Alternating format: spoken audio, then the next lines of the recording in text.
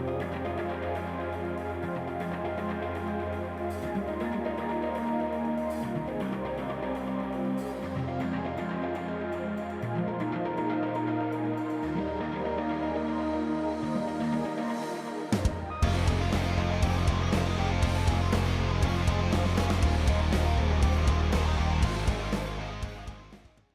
welcome to the channel. My name is Russell. Today, a slightly different video. I'm going to go back over last week's game between Dark Angels and Adeptus Custodes and sort of do a post-analysis deep dive into deployment, what I'm thinking about when I deploy, how I think it went last week, and then a little bit of time talking about list buildings. The list I took last week was an all-comers, so it should be good into most armies I would expect to see in a tournament setting. And I want to go through a bit of detail as to why the list looks the way it does, what goes through my head when I'm picking different units and what roles they're supposed to take. Don't worry though, normal service will be resumed this week with another exciting game between Dark Angels and Adeptus Mechanicus, so look forward to that later in the week. As always, if you like this content, please, it would be great for the channel if you can like it, subscribe to the channel if you're not already subscribed, and write comments. I'm very happy to answer questions or talk about suggestions that people might have for the content that's going to be on the channel. Okay, before I get into too much detail looking back at last week's game, I'm just going to talk a little bit about the different types of missions and terrains you can play on. And that's to say, generally speaking, there's GW or Games Workshop terrain layouts, there's WTC formats, and then there's UKTC, the UK Tournament Companion formats. And that's the one that I have been using because most of the tournaments that I go and attend, that's the rule set they use. There's no preference to it. It's not saying one's better or worse than the other, but it enables a really fair game if you follow any one of those tournament companion guides, whether you're setting up for a local game, with a friend, or you're trying to be a little bit more competitive. The key things that each of those different layouts will ensure is that, generally speaking, there's enough terrain so that you can't be shot off the board turn one if you don't deploy correctly, and also there's a reasonably fair balance between a melee-focused army playing into a shooting-focused army. So with UKTC comes that balanced, fair game that I talked about a second ago, and they also come up with a series of missions that follow different terrain layouts, and they're also, I'll probably put the link in somewhere in the description for this video, but you can go through and they'll give indicative rounds for tournament organisers, generally speaking, to say, round one, play this mission with this terrain layout, round two, play this and this. And that will often run all the way down to round 9, 10, or even 11 to cater for some of those really big tournaments like London GT, or perhaps if you're going to a tournament where they're trying to get to the end of the weekend you might be playing at, to hopefully just a single undefeated list so that you can crown a champion. And the really nice thing about that is those lists, those different missions and the order which they come out are provided on the UKTC website. And so what I tend to do is practice, some of those missions, and primarily maybe even practice some of the ones that I struggle into, because each one is relatively different to the next. A game on Purge the Foe can play incredibly different to just a traditional take and hold game because of the extra mechanics involved in how you score primary. As such, on this channel, you'll see me, I'll dip in and out of each of the different missions, and I'll try and practice as much as I can to give other people out there, an experience of what it might be like playing some of those different mission types. I tend to stick to the missions 1 to 5 because that's mainly what I'm going to be playing in weekends at a GT. I haven't been to LGT, maybe at some point in the future I will do, but really it helps me hone in my skills on those first 5 missions and what to expect when I go to a tournament. Okay, let's get into the detail from last week. I was playing on Mission 3 in the UKTC pack, which meant it was Search and Destroy as the layout, and Hidden Supplies as the primary mission. On screen, I'm going to show you some images. I'm going to try and overlay the deployment zones for both Adeptus Custodes and Dark Angels, and I will talk through some of the things in my head as I was preparing for this mission in particular, this deployment in particular, and then also as I go through deployment itself, what I'm thinking. One of the key things around the Search and Destroy layout is the compressed nature of where you can put your units that don't have the infiltrate keyword.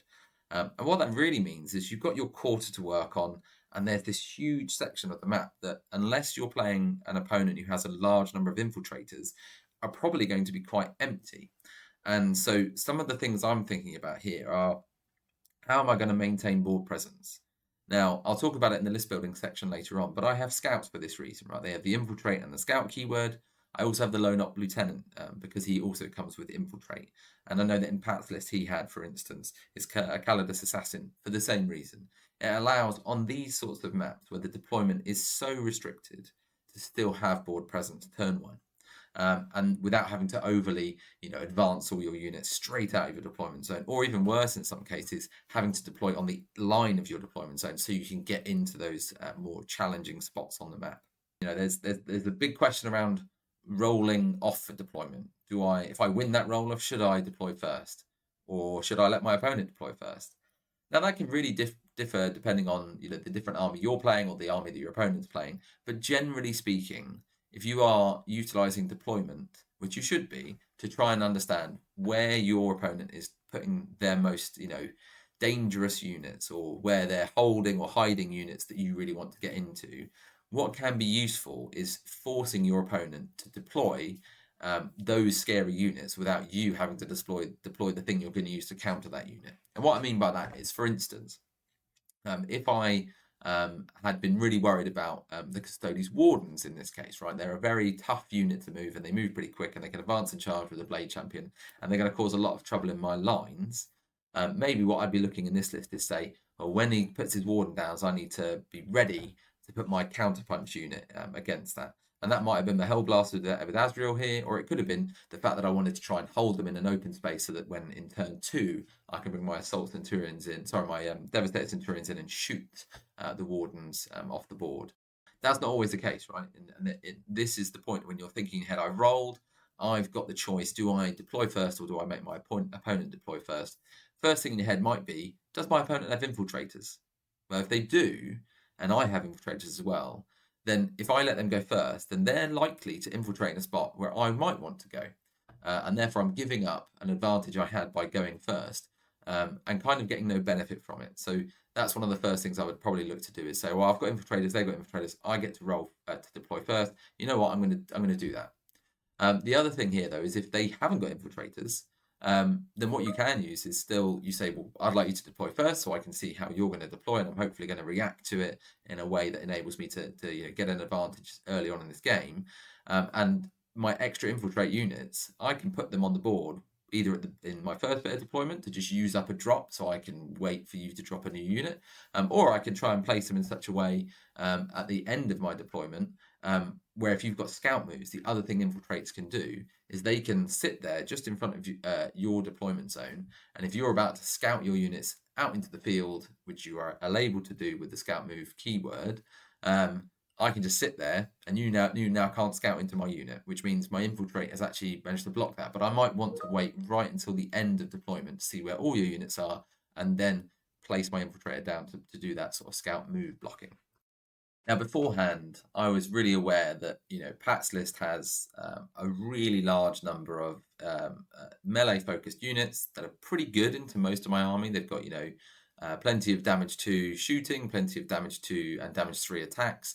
2 units of his have the advance and charge ability, and realistically, I was probably going to be looking to deploy slightly behind from the line where I could actually deploy up to, but I'm still going to be looking to maintain board presence, because if I'm too cautionary in the first instance, I might struggle to actually get out to those objectives in no man's land.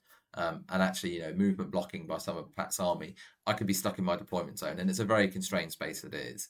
So there's a balance here, when I'm playing a melee-focused army like Pat's, where I'm really trying to ensure I can get to primary objectives, get onto those objective points in no man's land and score primary points from turn 2 onwards, whilst also trying not to just lose units unnecessarily, because his army will pick up most things in combat, especially in melee combat, but even in shooting, Adeptus Custodes can be very, very efficient. That being said, I think the other thing I'm focused on in here is that there's 4 objective markers in the middle, because we're playing hidden supplies. And in the hidden supplies primary mission, you're only really rewarded for holding 1, holding 2, and then holding more where the holding more check is also inclusive of your deployment zone markers. But really, you just want to get to one objective if you can and hold it so that you can have that on turn 2. Now, unfortunately, where you'll see later on in the game, this is the one mistake I think I really did make, and it probably would have changed the outcome of the game if I'm really honest, is that I got a bit distracted after deployment, and I was unable to move. I forgot essentially to move my Deathwing Knights, which were on the edge, ready to move on to that objective marker number 3, and I just forgot to advance and move them up the board, because their primary role here was to do that, to move up, sit on that objective, and hopefully claim some early primary points from turn 2. I imagine Pat would have still come out the way he did in the game and tried to attack me, but that's one of the mistakes I did. Looking back on the video, realise that's what I made a mistake on the day. Now, before I get too far into some of the other things that I could have done better or worse in the last week's game, I'll talk a little bit about that keyword I just mentioned. Infiltrators, right? So lots of armies have infiltrators. Lots of them have infiltrators that are good, that are bad, that have extra abilities.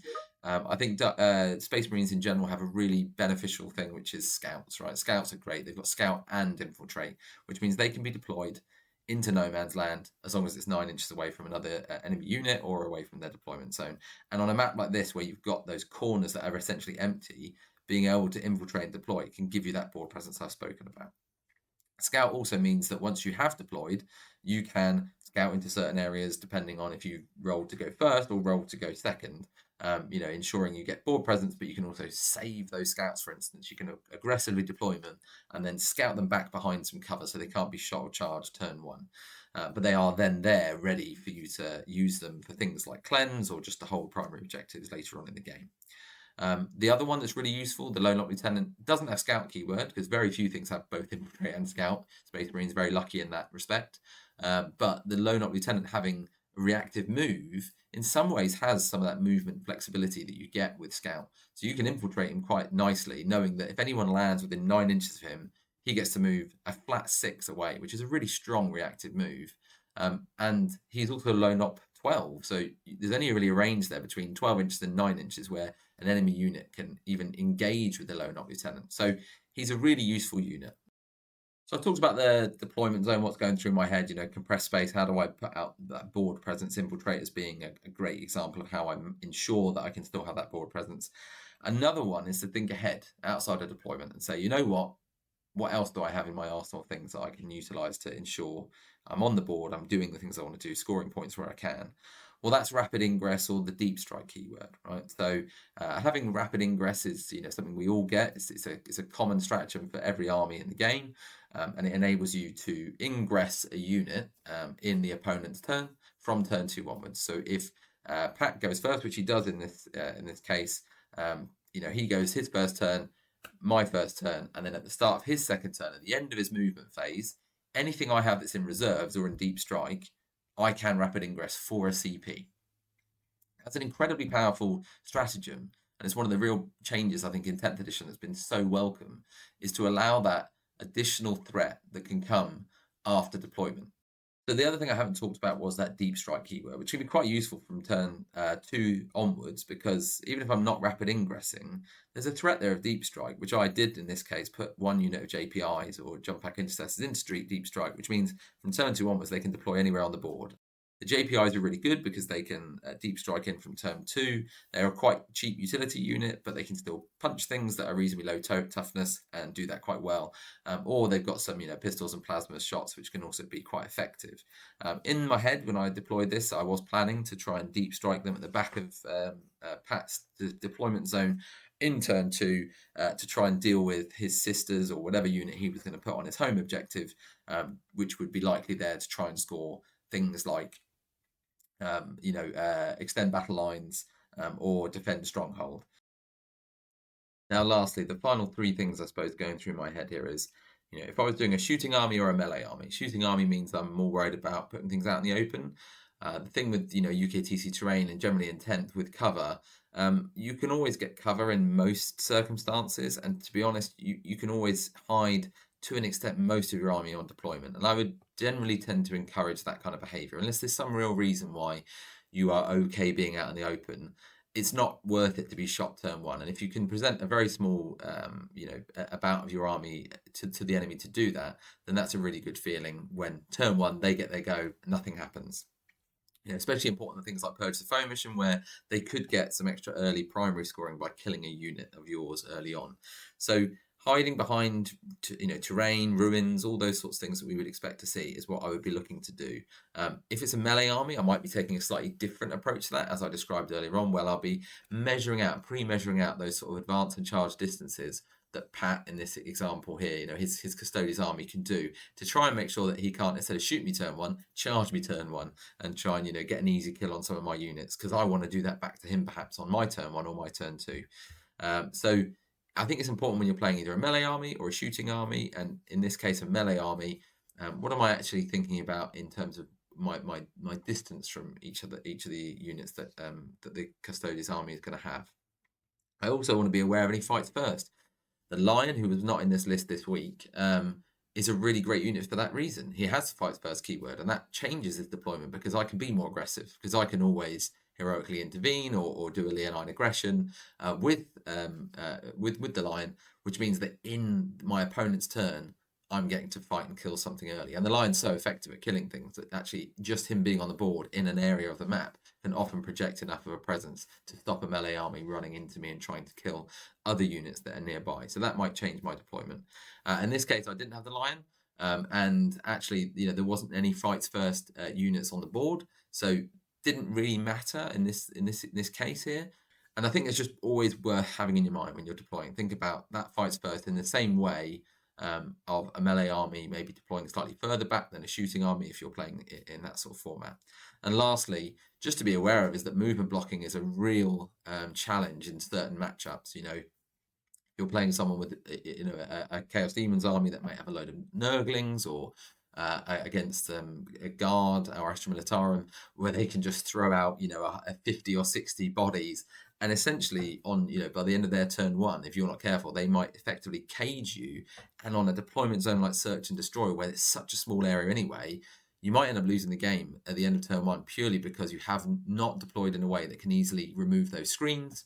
Primarily, I think it's just about being aware of movement blocking being a thing. And those scouts, for instance, the infiltrate keyword on those scouts or other units you can use can sort of actually act as a deterrent. You can put them in a way that means you can try and movement block me, but I'm going to have a little area here where I will be able to escape. If I put my scouts in the room, which I did near objective 3 on this picture, and you weren't playing Custodes, but you actually had a load of units you wanted to throw out and try and movement block me from turn one.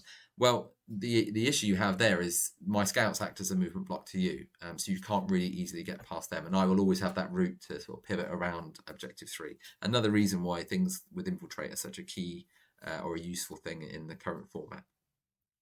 That's primarily all I'm going to talk about in the sort of I haven't even deployed a unit yet, and this is all going in my head. I'll move next on to a picture of after deployment and what I thought about how this deployment specifically went.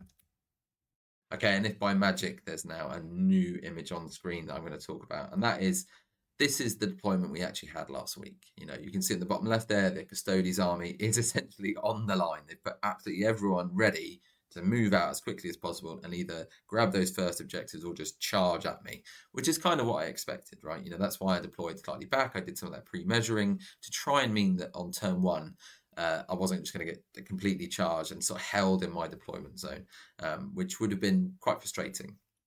Was I happy with my deployment? I think primarily yes, it did the things I wanted to do. I had some easy moves I could make with things like Azrael and the Hellblasters to pop out and shoot things. And actually in my turn one, you'll see that pre-measuring for the ATV, being able to get onto objective 5, being 12 inches away, I could have done cleanse, but in this example, actually, I could use a stratagem, which was grenade, to do some really useful things and get rid of the Calidus early, which is exactly what happened. And that meant that CP tax, that the aura that it does, was no longer an issue for the rest of the match, which was really nice for me. Was I happy, as I said before, with the Deathwing Knights on the side there? I think where they are is good. They are ready to charge that objective 3 and get onto it early. Obviously, I'm the fault there. I'm the weakest link, so I just forgot to do that in my turn one, which was my own mistake, and arguably made a really big difference for later on in the game, because they were stuck in kind of nowhere, unable to really affect what was going on in turn two.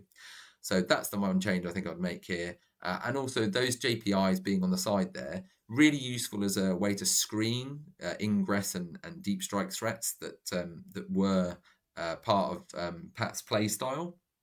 But maybe they could have been better. And the really, really big one was this map was newly using those UKTC terrain markers, that 5-inch piece that you can see at the top of the screen there. And I put my scouts there because I wanted them to be closer towards one of the other objectives.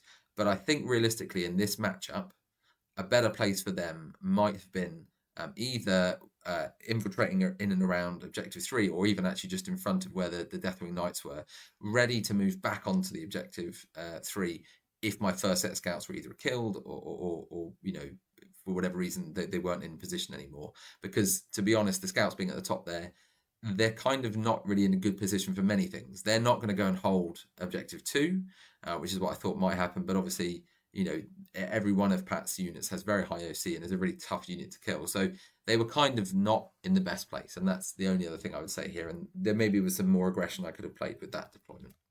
One thing I would say that was pretty good was what I tend to do in these sorts of mission formats with UKTC is you can generally put your infiltrating unit in the search and destroy layout, and actually most of the layouts. There's a big ruin where you can either go 1 inch off the wall, which is, you know, something we talked about in the video, but UKTC ruling state that essentially if you're 1.01 inches away from the wall, then you can't be in engagement range and you can't move through the wall and land your unit unless your unit is less than 25 mil in base size, and therefore I've created essentially an unchargeable wall. You have to go around the entire building to be able to place your units. There are much better videos that describe this interaction, but generally speaking, what you'll hear is, you know, I've intended to put this unit just over 1 inch away from the wall, so you can't charge me directly through the wall. You'll hear me say it in the video. You'll hear Pat say it as well. And that's what this is really good at, is on these layouts. I can put the lieutenant there, a combat lieutenant. He's got reactive moves, so if he's in danger, I can move him away.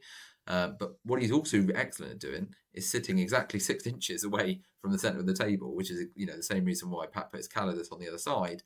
And it means that when you draw area denial, if he's still there, you can't score max area denial. So he denies you 3 points unless you try and kill him, which is actually means you're leaving the area denial. You'll be giving up area denial to kill my low not lieutenant, in which case he's denied even more points. So it's a really nice thing I've started doing, and I think it's a useful thing to remember if you can, is that on these sorts of layouts, there's often a place you can put your unit to deny area denial, the big area denial, and your opponent just has to accept mini area denial, which can be quite nice, you know, to stop getting those 5-point scores early on. Outside of that, I think the thing that was noticeable from my side was I obviously had plenty in reserves and plenty on deep strike, and the same with Pat. He'd put a few things into deep strike ready to come down either through ingress or later in the game. And actually, there's quite a lot of space on the board where there's nothing at the moment, and that will change turn 2. And that's the other effect this sort of, I think, deployment has, is it tends to encourage you to keep more off the board, because you can drop something in turn 2 in a place that you probably wouldn't be able to move to naturally just in your turn 1. And so it's quite a useful thing to sort of spot here. So that's the deployment phase kind of done. I've talked a little bit about where I think I've done well, where I think I could do better next time. And I would encourage, when you do deployment, whether it's good or bad, to kind of look back at it and say, did I intend to do the things I intended to do? Did I achieve those objectives? And I think trying to do that every game, you'll learn a little bit more, because deployment, as many people say, is where you can easily lose a game. I'm not sure I agree you can win a game with a great deployment, but you can definitely lose a game with a poor deployment. And there's some easy things I've talked about there that I think you can take away and think about when you play your next game, and just say, am I doing this, you know, intentionally, or am I just throwing units down and hoping that, you know, that will sort of do what I want at the end of the game? So with that said, I'm going to move on a bit more about list building. So I specifically am building a list for a grand tournament, which means I can play into any other army. And so I called that the all-comers list. And what you'll see on screen now is my Dark Angels variant that I thought would be really fun to play on stream. And that being said, it's an all-comers, right? So I'm trying not to skew too far to be, you know, completely melee focused, because it might be a very common list that comes up in a tournament play that will absolutely, smash me off the board if I just skew too far one way. Or maybe I've skewed and I've gone to just try and kill infantry or elite infantry, and I haven't got enough anti-tank or big sort of hard hitters against things like greater demons or some of those larger knights. And then again, as soon as I play a knight's army or a demon's army, I'm going to really struggle. So the all-comer mentality is what I'm trying to have here, and that is to build a list that's got the right number of utility units to score important secondary points, the right number of sort of primary holding points. Those, sort of how do I get my primary score? So holding objectives, what can I use to do that? And then I'm also looking kind of what is colloquially, I guess, called like a death ball or some sort of really, really scary unit that I've got that can kill a lot of things in the game at the moment.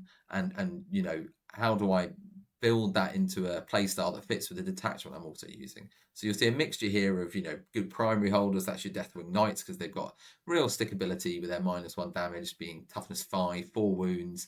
They've got a feel no pain they can pop. They've got extra things in there, but I'm going to try and hold some primary. That's my Deathwing Knights.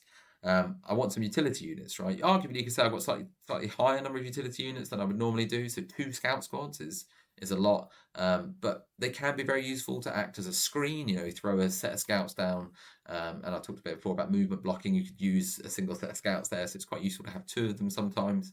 The Invader, just really good because it's so fast. It has a grenades keyword. It's got a multi-melter that sometimes pops off, and you can do kind of mad damage. And it's really cheap at 60 points, right? You can throw it out the board and not really worry if it gets killed too much. And actually, if it gets killed and forces your opponent to, come out with a unit that you can then kill on a counter on the next turn, then it's kind of done its job. You might also be looking for some really good synergies between abilities that your character data sheets have, or maybe your normal unit data sheets have, and the detachment you're playing. So Wrath of the Rock, the main thing here is that it only affects infantry and mounted units. So this list, I only have infantry and mounted units. And I was trying to really maximize that opportunity where that -1 to wound, if your strength is greater than my toughness, would kick in. It was really nice to play against something like Custodes, where I'm so used to them saying, I'm going to hit on 2s, and I'm going to wound on 2s, because they often have +1 to wound, or they have very high strength in their weapons. And actually in this game, there was a number of times where Pat was, wounding on 4s, which is excellent. Like, I've just not experienced that against Custodes. And it really meant that lots of my units that would normally probably fall quicker than I'd like them to could stick around a bit longer. So the Wrath of the Rock detachment, that's what it's focused on, and that's why this list has essentially no vehicles in it. Now, in terms of utility, I've got Invader, Scout, I've got the Lieutenant Combi Weapon, and I've also got an Intercessor Squad, because the utility there is they sticky my home objective and any objective they can get to. And that can be really useful. I think their output's pretty lackluster, but they're 80 points. They're not an expensive unit. And against some armies, if you're firing into something with an especially high save characteristic, where just volume of fire can do a lot of damage, then they can, sometimes hit above their weight, or even into something like low toughness, like an Eldari, or shooting into guard. Again, that low toughness or that low save characteristic, they can be okay. My main thing here, though, is they are there to sticky the home objective and then be able to walk off the home objective once any deep strike or rapid ingress threats have passed, and they're just an extra unit I can use. Another unit you could put there would be like an Infiltrator Squad. An Infiltrator Squad's great because it does that denial of deep strike. My only challenge I have with the Infiltrators is they're 100 points, and essentially that's their thing: block, deep strike, denial. And if I play against an army that has basically nothing they're going to put in deep strike or in ingress, in reserves, then they're 100 points when they could be 80 points, and they could be intercessors doing the same thing. So it's a hard decision there as to which one I use, but sometimes I play infiltrators, sometimes intercessors. It's normally just the way that the list works out. If I've got some points spare, I might turn my intercessors into infiltrators. Azrael is a great person to have in this list, and almost always in every list, because he's great in combat. He does a really useful ability in giving his unit a 4 invulnerable save. He gives the unit sustained. He gives you a CP, and he's 115 points. I just don't think I'd ever not put him in a list for that exact reason. JPIs, somewhere between utility and I guess that primary hold, primary denial. They can be really useful if I'm playing into low toughness by charging and doing some mortal wounds on the charge, and then being able to consolidate and fight and pick up units. They're also quite good to just land, because they move so fast. 12 inches, I can just sacrifice them, move them onto an objective. They're only 1 OC each, but if I'm playing against someone who's got a low OC count, I can fly them on, not even fire or kill and go into melee with them, but just stop you from scoring your turn, and that can be very, very important in itself. The Devastators, they're the sort of death ball, I guess, in my description before, because they are just really efficient. They're very good into high toughness and good save characteristic, whether it's tanks or elite infantry. Probably 3 is too much in this list. I'm going to tweak this around prior to going to the Crusaders GT at the start of December. But it's been fun to play with 3 because they just have such an output that, into the right target, they can pick up an awful lot. Now, I've talked there about the different roles, utility, that sort of like death ball, or that really, really killy thing that I'm going to try and throw up there. So, a unit that helps me hold primary. That's what I'm tending to think about when I'm building a list, right? I don't want to skew too far in one direction. I don't want to have an only melee army necessarily, because you can do that with certain detachments like Storm Lance. You can have advance and charge and get ready and just straight up in the face. I think the difficulty is when you then come against, in an all-comers list, Adeptus Custodes, they love single-phase armies. If I'm just fighting you in melee and I've got a load of wardens and you charge me and I just get to pop my 4-up Feel No Pain against your one phase of attack, well, then I'm just going to kill you on the crackback and that's it done. So single-phase armies can be really difficult when playing an all-comers list into GTs. That's not to say there aren't really great melee armies out there that don't have a single bit of shooting, but even when you look at most of the really high-level, World Eaters lists, even with the Berserker Warband stuff at the moment, they always have some level of shooting, and I think it's really important that that level of balance is probably included in this. The exception is teams. I'll probably do some teams format stuff in the future, but right now, if you're doing teams, you could skew to a completely infantry list with no anti-tank and build with an idea to try and just hold board presence and score draws in the WTC teams format. And that's the only reason why you might see a different list of that. Like I say, that's what I think about when I'm building this list. It's like, make sure I've got a balance across each of those things. Learn from my experience. I've changed my list as I've gone over the years. I love a 2-up save. So I've stopped using those 3-up save vehicles like Repulsors and Lancers, because it really hurts when someone comes in with an AP2 and ignores cover and suddenly I'm saving on 5s with something that is quite expensive and doesn't feel like it's got real longevity. So I've moved more towards 2-up save vehicles like Vindicators or Ballistas Dreadnoughts or some of the other Dreadnought chassis you can go to.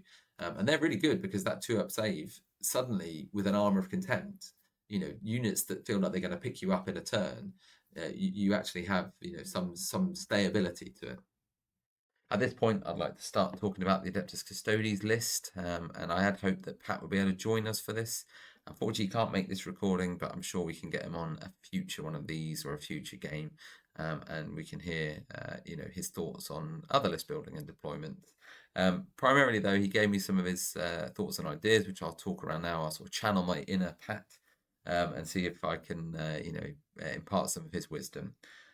He talked to some of the key challenges he sees with Custodians. Is obviously they've got quite a limited selection of units, that you can actually feasibly, field on any one different army composition, and actually they're really good data sheets. So if you look at what he's put on the board, he's almost doubled up with everything he can. So 2 Blade Champions, 2 sets of Custodian Wardens, 2 Venatari Custodians, 2 Witch Seekers. And I think that highlights one of the challenges with it is that, you're trying not to skew too hard into a certain build type here. And I think the truth is when you play Lions of the Emperor, which encourages you to essentially always be 6 inches away from, another one of your custodian units to benefit from the +1 to wound, then you kind of end up, I suppose, leaning into less units rather than more, because there's a danger there that if you spam too many units, you actually end up stopping yourself being able to get that benefit of +1 to wound. The other one, I suppose, here is that the Wardens and the Blade Champ combo are really strong, right? Wardens are hard to kill. A Blade Champion giving them the ability to advance and charge, and with Lions then being able to re-rack that ability if you wanted to. makes them really, really difficult to play around. So I know when I'm thinking about playing into the Wardens, I'm thinking, crikey, there's a huge threat range here that you have to really deal with. But the other thing here is that, you know, those two units almost allow you to do a staggered attack, you know, one set of Wardens going in, followed quickly by another one. And that's really, really challenging in itself. And you could see that in Pat's original deployment. He really pushed one forward very fast and early, and then followed straight up with the next one. And it meant that, you know, you had to really deal very quickly with these two very hard units to actually get rid of, especially because the thing that you can use to get rid of Wardens is you want to get them to use their Feel No Pain once per game, you know, ability quickly, and you want it in the phase that you're not so strong in. So, you know, in my list there was some shooting, but mostly it's melee focus. So I really wanted to get the opportunity to shoot as much as I can in one phase, get him to pop the 4 at Feel No Pain to try and keep his Wardens alive, and then be able to pile in with my you know, DWKs and try and just pick up the rest of the unit. And by him, you know, charging turn 1 and then, you know, moving the second unit in, it was really hard to actually get the time to be able to do that. So that worked really well, I think, into the way I played last week. The other thing to look at here is, you know, the importance of those Witch Seekers. You know, they were really good at kind of, their presence was for their points. Their presence on the board, a 3-up save is incredible. You know, it means that I have to dedicate some actual good shooting to them or good fighting to them. I can't just try and pick them up because they're low toughness, but they got 3-up save and they can give themselves cover. And their flamers they're not bad. They're enough to be a nuisance against some of the lighter infantry.